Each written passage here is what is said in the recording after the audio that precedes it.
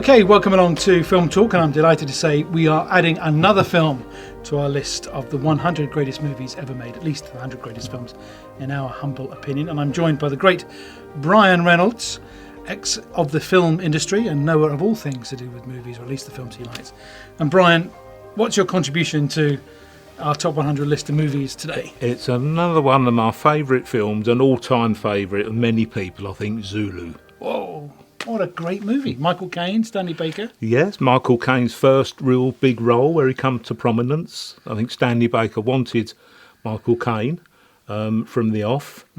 I think there was some people that thought that Terence Stamp might get the role.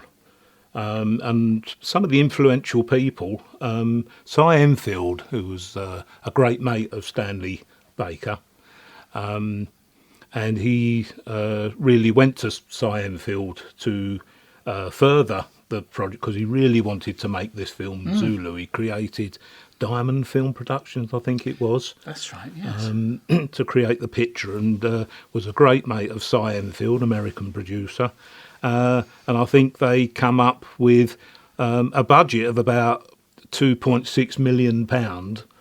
And he said, if you can get it down to about 2 million, then you can go ahead and Make the picture. Yeah.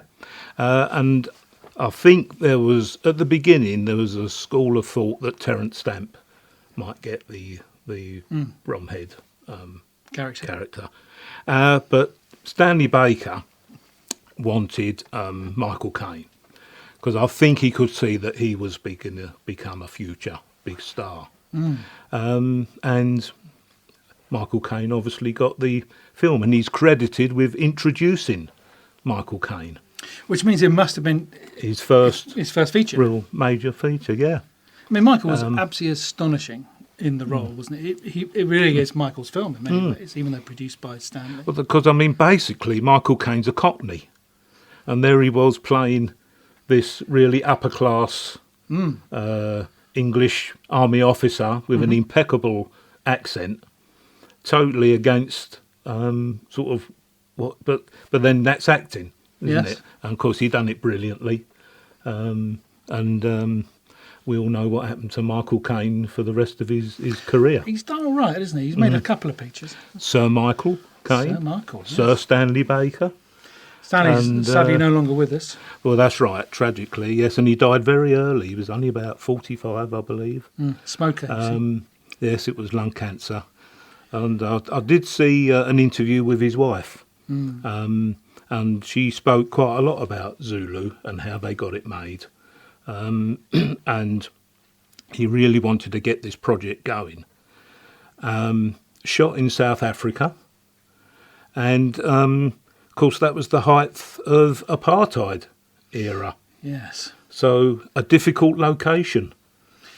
Difficult politically, certainly. For making this film about the Zulu, this battle at Rorke's Drift, down in history. Absolutely. As one of the big sort of battles, but it wasn't glorified. Stanley Baker didn't want to shoot it as a glorious British victory.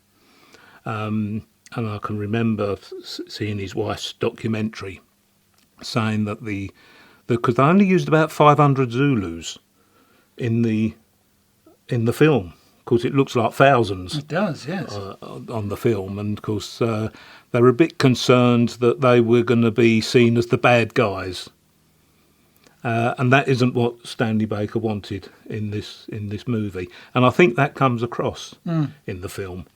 It does. You see them both as they come across as tremendous respect for each other as warrior nations.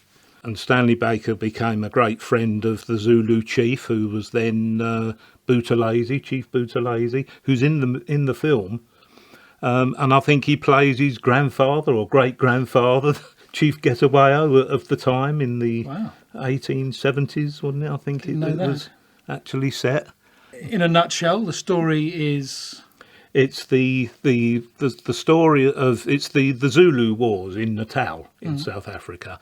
Of course, there'd just been this massive massacre at this place is Lombarda, I think they were calling it. It's all in the history books, and it was an absolute slaughter for the British force that was there. About 1,200 men were all killed. Shocking disaster for the British Army and ex-British Empire. And of course, this little it was a mission station at Rorke's Rift. And Stanley Baker was I think he was a Royal Engineer, and they had to build this bridge. So that's what he was about. That's the reason why him and his troops, his regiment was there. They were building a bridge. Of course, it was also this little local outpost for Michael Caine's the South, a Welsh regiment. The South Wales Borderers, I think they were. And of course, the Zulus were on a high. Absolutely, having come from this massive victory, suddenly it loomed on them that 4,000 Zulus was coming their way.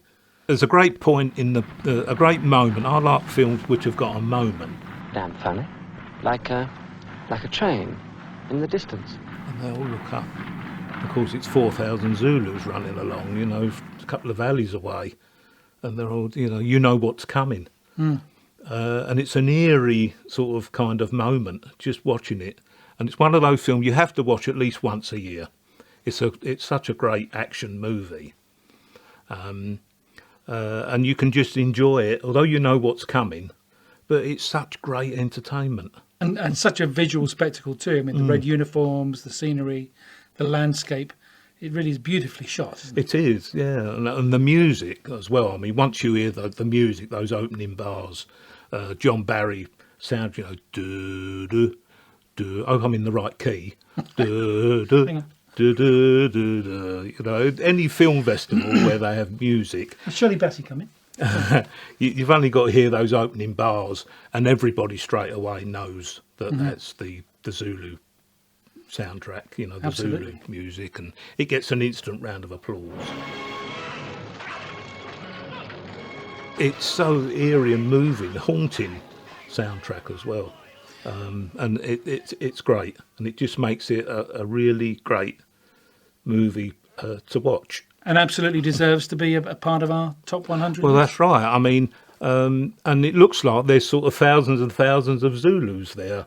But in actual fact, say they only used 500. So they did start to think maybe this was for the Zulu, because they'd never seen a film camera before. Wow. So they didn't know what they were sort of acting to. So Stanley Baker had shipped up some old black and white silent films of Laurel and Hardy, Charlie Chaplin, to show them. They painted this rock white. And showed these silent movies on the screen for all these Zulus to watch. And of course, they loved it. And then they realised what was going on, really, what they was acting to. So that just made it so easy to shoot from then on. I mean, Stanley Baker was a very clever actor, but also a very clever producer. He was very wary of how the film, was going to portray everybody. Because he really wanted to show the bravery of the Welsh regiment that was there against this supposedly band of about 4,000 Zulus, but also the bravery of the Zulu warriors. Up on the hill where you see thousands and thousands of Zulus, because they didn't have thousands and thousands of Zulus, the props department made up these frames and put 12 or 10 Zulu shields, pinned them to the shoes with plumes, with a Zulu at each end, holding these racks of Zulu shields. So up on the hill, that old trick. And anyone with any savvy can look closely and find all these Zulus there with no legs, no feet. No feet there. It's one of those classic British films, and of course there's Zulu fans all over the world, Zulu clubs, that see this classic movie and celebrate it. That's right. So, understandably, Zulu from 1964 deserves to be on our top 100 list of the greatest films ever made, certainly in our opinion. Thank you, Brian. A great contribution to our list. Thank you very much. Thank you. It's got to be a 10 from me. Oh, really? 10 out of 10. Thank you very much. Welcome.